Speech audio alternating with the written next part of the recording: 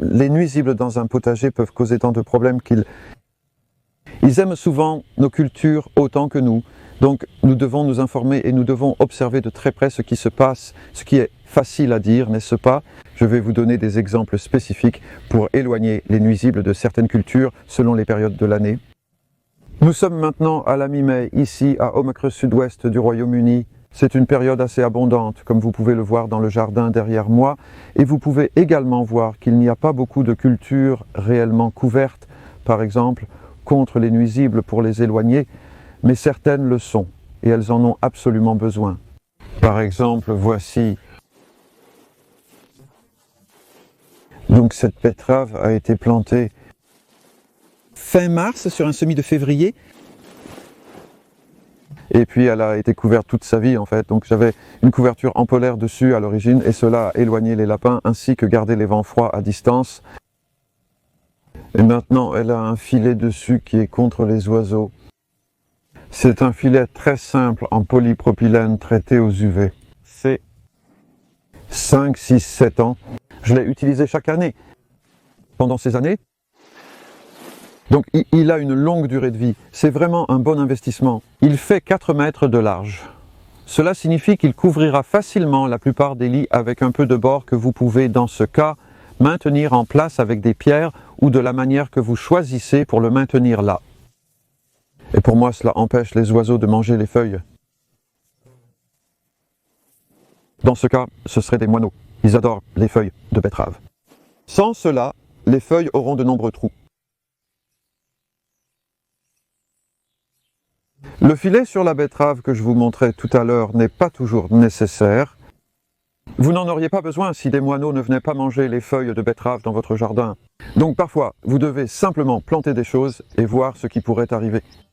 Mais soyez prêts, ayez des filets, des couvertures prêtes avant de commencer. Et par exemple, voici un type de filet différent qui convient pour éloigner les papillons.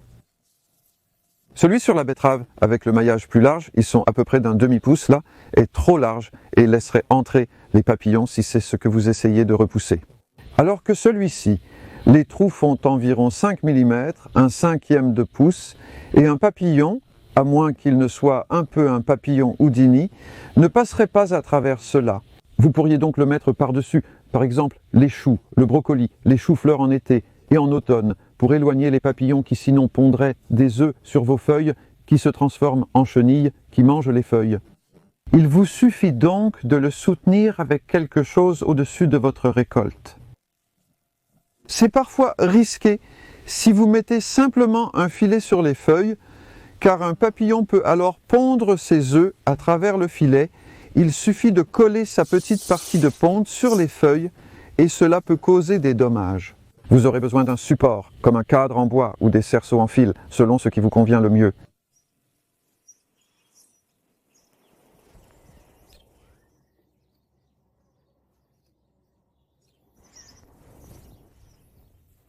Ici, je suis à côté d'une culture qui a presque toujours besoin d'une certaine protection. L'un des légumes les plus difficiles à cultiver en termes de nuisibles, les carottes. En partie parce que les graines sont minuscules, mettent du temps à pousser et sont souvent mangées par les limaces. Et j'ai effectivement eu des dégâts de limaces dans ce lit, et les dégâts de limaces ont été bien pires. À l'extrémité la plus éloignée où les graines n'ont pas été cultivées de façon bio et biodynamique, les graines biodynamiques ont produit des plantes plus robustes et de meilleures carottes. C'est donc une petite chose faisable. Mais ensuite, ce filet sert à éloigner le principal nuisible de la carotte, qui est la mouche de la carotte. Et c'est une mouche qui pond ses œufs sur le sol, ils se transforment en petites larves qui creusent et mangent la carotte et font vraiment un sacré désordre en creusant à travers la racine. Si tout va bien, ce filet tiendra cette mouche éloignée. Mais cela ne marche pas toujours parfaitement. Parfois, je pense qu'il rampe sous le bord, mais vous pouvez aussi voir comment les carottes poussent le filet vers le haut. Je n'ai pas eu la carotte dès le premier jour sur celle-ci. Désolé, le filet dès le premier jour pour les carottes, parce que les semis de carottes, quand ils sont très petits, sont assez tendres. J'ai donc couvert les plants avec de la polaire, comme vous pouvez le voir ici. La polaire est différente du filet, elle est plus douce et plus légère, plus chaude, mais moins efficace pour garder tous les nuisibles à l'écart, car elle a tendance à avoir des trous où les oiseaux ou les corbeaux aiment assez la polaire, en fait, pour faire leur nid. Ils viennent, font des trous et emportent des morceaux. Vous pouvez voir ici que la polaire protège, dans ce cas, de la blette contre les oiseaux, particulièrement cette blette rouge. Il y a une mauvaise herbe d'oignon dans celle-ci. Cette blette rouge est très appréciée par les moineaux dont j'ai déjà parlé. Malheureusement, ici où nous avons beaucoup de moineaux, je dois garder une couverture sur ma blette pendant toute la saison de croissance. Je n'avais pas besoin de le faire dans mon ancien jardin. Cela montre la variabilité de ce genre de choses. Pour les carottes, je prévois de les garder couvertes avec un filet comme celui-ci presque toute l'année. Le filet est très durable, très longue durée. Vous pouvez l'utiliser de nombreuses fois, comme 10 à 15 années consécutives. Malgré son prix d'achat élevé, vous en obtiendrez un bon rapport qualité-prix. En revanche, la polaire dure 2 à 3 ans avant de se décomposer en de nombreux morceaux, mais reste très rentable. Ces deux couvertures ont de nombreuses utilisations pour de nombreuses cultures. Pour moi, la laitue est une culture très précieuse.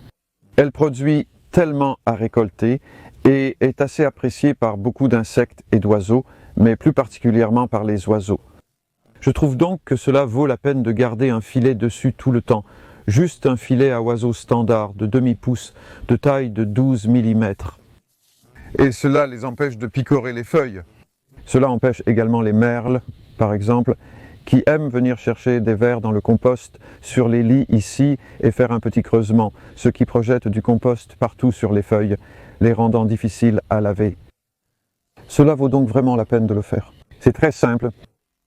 Et vous savez, quand nous cueillons chaque semaine, nous roulons simplement les pierres, retournons le filet, cueillons et le remettons en place. C'est facile. L'eau passe à travers, ce qui peut poser problème avec les couvertures en polaire et en maillage, car cela n'est pas toujours visible. Et un filet est l'un des meilleurs de ce point de vue, car il est si visible. Et derrière moi se trouve un exemple de culture qui avait une couverture quand elle était jeune. Donc ces pois que j'ai plantés il y a 6 semaines, et ils ont été là sous une couverture en polaire. Pendant les 3 ou 4 premières semaines, pendant qu'ils commençaient juste à pousser en avril. Nous sommes maintenant à la mi-mai et vous pouvez voir qu'ils ont soudainement poussé. Mais à ce stade, les pigeons aiment assez les feuilles de pois, mais ils ont du mal à les manger quand les pois sont aussi gros. Ils pourraient le faire s'ils étaient vraiment nombreux, mais ici, il n'y a pas tant de pigeons. Mais le point principal ici est qu'il valait vraiment la peine de protéger ces pois quand ils étaient petits. Et c'est souvent le cas. Pensez en termes de protection de vos jeunes plants et de vos plantes adolescentes. Une fois qu'ils approchent de l'âge adulte, ils deviennent plus capables de se prendre en charge eux-mêmes. Les pois ont assez grandi, rendant difficile pour les oiseaux de s'y accrocher et de picorer.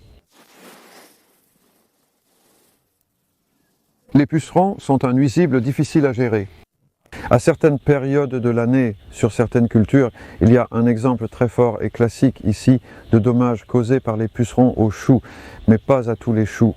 Il y a ici certains choux qui sont en fait cultivés dans un sol sans labour. Il s'agit d'une expérience comparant l'impact du labour et du non-labour sur la culture d'une même récolte. Et les choux sans labour sont en fait assez sains. Et il y a plus de dommages sur le lit labouré où les pucerons ont infesté certaines des plantes de choux et ils apportent un virus. Vous voyez cette marbrure jaune pâle, les feuilles perdent leur couleur. Et c'est presque certainement un virus d'une certaine sorte que les pucerons injectent dans la plante pour sucer la sève. Ils ont également apporté une maladie avec eux. Et nous pouvons voir les pucerons ici. Ils ont tendance à se cacher sous les feuilles parce qu'ils n'aiment pas l'humidité. C'est donc pour cela qu'il peut être efficace de les arroser tant que vous pouvez les mouiller, car l'eau les frotte, les lave jusqu'au sol, et ensuite quelques-uns d'entre eux ramperont pour revenir. Vous pouvez atténuer les dégâts. Mis à part s'ils apportent un virus, la plupart du temps, les pucerons sont des nuisibles à court terme car à cette période de l'année, nous sommes en mai, ils se multiplient et ensuite les prédateurs arriveront très bientôt. Les coccinelles se reproduisent actuellement et seront bientôt en nombre suffisant pour faire face aux pucerons. Je remarque que les pucerons sont bien moins problématiques en juin, juillet et après comparé à maintenant. Ceci illustre la variation des nuisibles selon les saisons. Le type de dommage aux feuilles que vous avez est un indice sur les nuisibles qui pourraient en être la cause. Et voici un exemple de dommage causé par les oiseaux, par exemple en picorant autour du bord, assez sévère dans ce cas, où il y a une feuille de betterave épinard. Encore une fois, ceux-ci sont aimés par les moineaux. Si c'était des pigeons, ce serait assez similaire, mais plus angulaire, peut-être picorant autour du bord. Ici, j'ai quelques exemples de l'effroyable limace. C'est en fait une feuille de basilic où les trous de limace ont tendance à être assez grands, presque comme des trous perforés, souvent au milieu d'une feuille et souvent dans des feuilles plus anciennes comme celle-ci où les feuilles vieillissent déjà, vous pouvez voir qu'elle devient jaune. Je crois que le rôle des limaces dans la nature est plutôt celui d'agents de recyclage.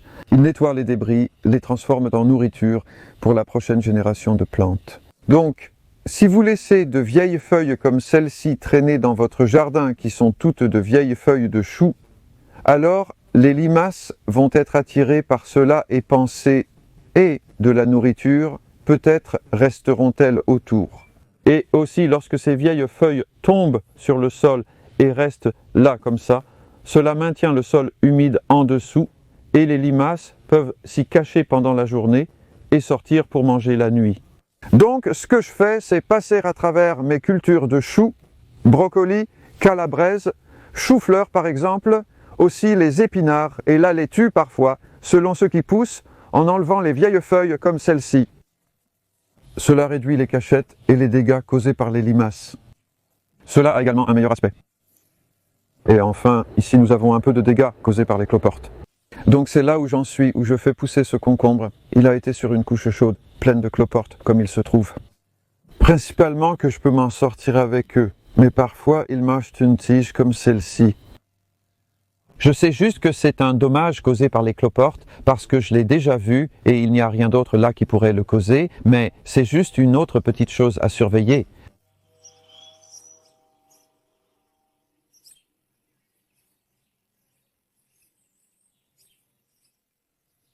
J'utilise très peu de produits dans mon jardin.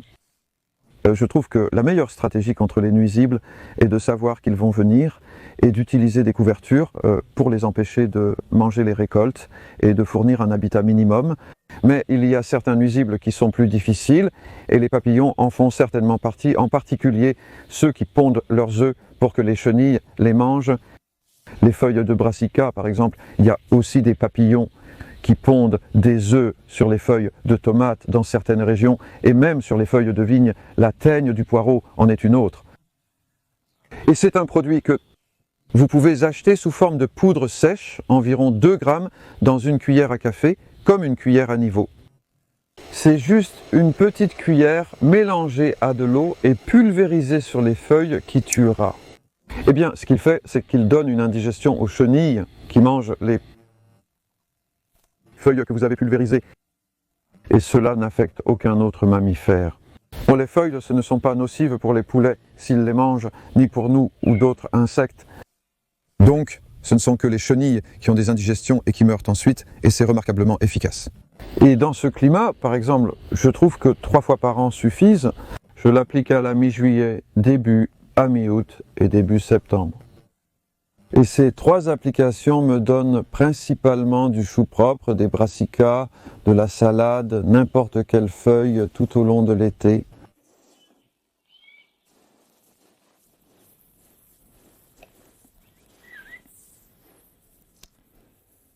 Vous pouvez économiser une quantité significative de dommages causés par les nuisibles en semant au meilleur moment pour chaque récolte particulière que vous souhaitez faire. Donc, par exemple, c'est le printemps maintenant, et c'est un exemple de pourquoi ce n'est pas une si bonne idée de cultiver un patch de roquette ou de mizuna des feuilles orientales, des brassicas, des petites feuilles de brassica pour la salade, parce qu'elles sont très sensibles aux dommages causés par les altises à cette période de l'année. Les altises sont de petits sauteurs, insectes qui font ces trous très ronds et petits, et beaucoup d'entre eux dans les jeunes feuilles de brassica, tout au long du printemps et jusqu'à l'été. Donc la roquette à salade ici est un exemple de salade que je prévois de semer en août, donc en fin d'été. Elle produit abondamment durant tout l'automne, c'est aussi après sa floraison. Et il y a beaucoup moins de charançons autour, donc vous obtenez des feuilles vraiment saines. Alors qu'au printemps, au lieu de roquettes, je trouve que c'est vraiment bien de faire pousser des pousses de pois, parce qu'elles sont si saines à cette période de l'année. C'est leur saison. C'est à ce moment que les pois poussent vraiment fortement, sainement, abondamment. Et donc, nous récoltons plusieurs fois des pousses de pois sur les mêmes plantes à cette période de l'année. Et je ne les sème pas en été. Pour moi, c'est une culture de printemps, car en récoltant fin d'été et automne, les pousses de pois ont tendance à avoir plus de mildiou. La plante de pois n'est pas aussi saine et abondante. La plantation en compagnonnage peut aider les plantes à avoir un environnement où il y a un meilleur équilibre entre les nuisibles et les prédateurs. Par exemple, ici, entre les deux rangées de tomates, j'ai planté des œillets d'Inde qui sont assez petits. Ils vont simplement rester de cette taille, prenant juste un peu d'espace ici. Et ils ont un arôme assez fort qui est censé peut-être repousser la mouche blanche. Pour être honnête, je ne suis pas trop sûr, mais j'ai constaté au fil de nombreuses décennies que ces plantes poussent très bien avec les tomates. On dirait qu'elles s'apprécient mutuellement. Elles ne se gênent pas et ne s'entravent pas mutuellement. Et j'ai très peu de pucerons sur mes tomates. Cela est également lié à toutes les autres choses qui se passent ici. Pas de creusage, bon paillis et compost et ainsi de suite. Mais toutes ces petites choses s'accumulent. Il n'y a pas vraiment, je ne pense pas qu'il y ait une seule chose que vous pouvez faire pour être sûr de ne pas avoir de nuisibles, mais faire quelque chose comme ça qui, en plus d'être probablement bénéfique, semble vraiment agréable. Qu'est-ce qu'il ne faut pas aimer? Et il y a d'autres choses que vous pouvez faire de nature similaire ici. Comme là-haut, je fais pousser des haricots nains français parmi les soucis avec des concombres. Et je trouve que cela fonctionne bien parce que les haricots nains récoltent très rapidement en juin. Ils se terminent fin juin, quand les concombres grandissent et les ombrages de toute façon. Il s'agit d'une variante de la culture associée où vous cultivez deux choses ensemble. Ils s'entendent bien, ce qui peut aider à éloigner les nuisibles. On ne sait pas vraiment, mais c'est juste bien d'adapter les choses quand on le peut. Voici un exemple d'une autre méthode que vous pouvez utiliser pour réduire l'habitat des pucerons, car ces fèves larges ou fèves sont susceptibles d'être attaquées par la mouche noire, qui est une sorte de puceron, et elles atterrissent dans le point de croissance principal ou la pointe de la plante. Donc ce petit bout ici, les nouvelles feuilles se regroupant au centre, en haut de la plante, vous pouvez le pincer. Vous pouvez retirer ce sommet comme ça. C'est vraiment bon à manger. C'est un goût de feuilles tendres, de fèves larges, bien avant que les fèves ne soient prêtes. Et ce que cela fait, c'est qu'il réduit l'espace d'atterrissage pour les pucerons et encourage en fait aussi le développement des gousses plus bas. Donc toutes ces fleurs sur ces belles plantes de fèves qui ont un bel arôme et il y a beaucoup d'abeilles ici, elles se transforment en gousses et enlever le haut encourage la plante à arrêter de grandir, ce qu'elle ne peut plus faire et à produire des gousses plus rapidement. Et derrière moi, il y a des fèves dont nous avons pincé les sommets il y a peu de temps. Donc on peut voir qu'ils n'ont pas de point de croissance sur leur pointe. Et plus bas, il y a de jolis petits gousses qui se développent. Donc c'était des fèves qui ont été semées en novembre dernier, avant l'hiver, juste pour passer l'hiver en tant que petites plantes, tandis que celles-ci ont été semées au printemps. Cultiver des légumes est très amusant, mais cela peut facilement être massivement endommagé par les nuisibles, autant qu'ils peuvent endommager vos cultures. Alors prenez des mesures appropriées, vérifiez, Informez-vous sur ce dont vous pourriez avoir besoin à quel moment de l'année. La plupart des produits que j'ai mentionnés ici sont largement disponibles, des capteurs de jardin en ligne. Amusez-vous avec ça et à vous la main. Bonne culture!